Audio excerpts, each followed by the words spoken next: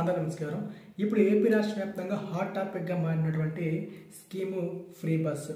అయితే ఈ ఫ్రీ బస్సును ఆల్రెడీ ఈ జిల్లాల్లో మనకు ప్రయోగిస్తున్నారంటూ వార్తలు అయితే వస్తున్నాయి. ఏ జిల్లాలో ముందుగా ప్రారంభిస్తున్నారు ఏంటి అనేది అయితే ఇవాళ చూద్దాం. అలాగే ఫ్రీ బస్ స్కీమ్స్ సంబంధించి కొన్ని ఊహాకథనాలు అయితే వస్తున్నాయి. అంటే అన్ని జిల్లాలకు ఈ యొక్క వర్తించకుండా ఏ జిల్లా ప్రజలకు ఆ జిల్లా వారికే మహిళలకు ఉచితంగా ఇస్తున్నారంటూ కొన్ని వార్తలు అయితే వస్తున్నాయి. ఇది ఎంత మేరకు వాస్తవం ఏంటి, అసలు దీని కథ ఏంటి ఈ వీడియోలో చూద్దాం. ఫ్రీ బస్ స్కీమ్కి సంబంధించి వచ్చినటువంటి వివరాలు నేను చదివి వినిపిస్తాను. దయచేసి వీడియో మీరు ఎక్కడ స్కిప్ చేయకుండా శ్రద్ధగా వింటే మీకు అర్థమైపోతుంది. తర్వాత నేను ఎక్స్ప్లెయిన్ చేస్తాను కూడా. ఇంకేమాత్రం ఆలస్యం చేయకుండా వచ్చినటువంటి ఈ ఫ్రీ బస్ స్కీమ్ సంబంధించిన వివరాలు ఏంటనేవి చదివి చూసేద్దాం.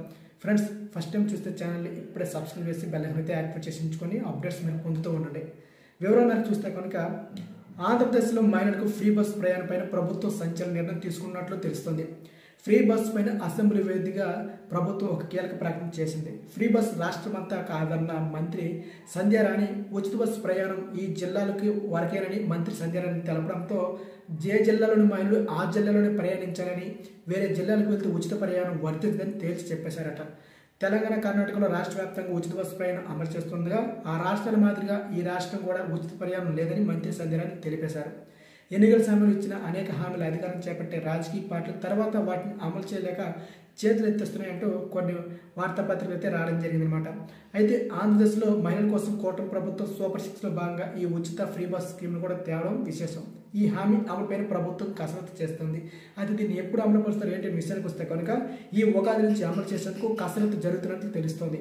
ఈ పథకం విధి విధానాలు అమలు అంశంపైన మంత్రులతో కూడినటువంటి ఒక కమిటీ అధ్యయనం వచ్చిన తర్వాత ఈ నివేదిక రాగానే చర్చించి ఉచిత బస్సు ప్రయాణం పైన అధికారికంగా ప్రకటన చేయాలని వీరైతే భావిస్తున్నట్టుగా సమాచారం అయితే వస్తూ ఉంది. అయితే ఏ జిల్లాలోని మహిళలు ఆ జిల్లాల వరకే పరిమితం చేస్తున్నారని అనుమతి నిర్ణయించామని మంత్రి గుమ్మడి సంధ్యారాణి మండలిలో ప్రకటన చేశారు. దీంతో రాష్ట్రం అంతటా ఈ యొక్క టాపిక్ అయితే హాట్ టాపిక్గా మారింది.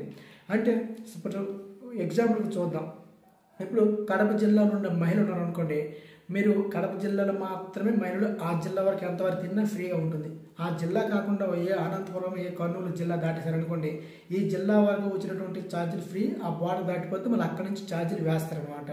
ఆ విధంగా వీళ్ళు స్కీమ్ అయితే తేవడం జరుగుతుంది. అదే కనుక తెస్తే కనుక ఇదివరకు రాష్ట్రాల్లో కాకుండా మనకు ఫ్రీ బస్సు అంతంత మాత్రమని ప్రతిపక్షాలు అయినటువంటి కొన్ని ప్రభుత్వాలు అయితే కొన్ని పార్టీలు అయితే విమర్శ చేస్తూ ఉన్నాయి. సరే చూద్దాము. ఫ్రీ బస్ స్కీమ్ సంబంధించిన ఇన్ఫర్మేషన్ మరింత వస్తూ ఉంటుంది. సో ముఖ్యంగా విజయనగరంలో ఫస్ట్ దీన్ని అమలు చేస్తున్నట్టుగా వార్తలు అయితే వస్తూ ఉన్నాయి. చూద్దాం. దీనికి సంబంధించిన వివరాలు వస్తే తెలియజేస్తుంటే ఛానల్ డైలీ ఫాలో అవుతుంది. డౌట్స్ ఉంటే కామెంట్ సెక్షన్లో అడగవచ్చు. సో ఇది ఫ్రెండ్స్ వీడియో. జై హింద్.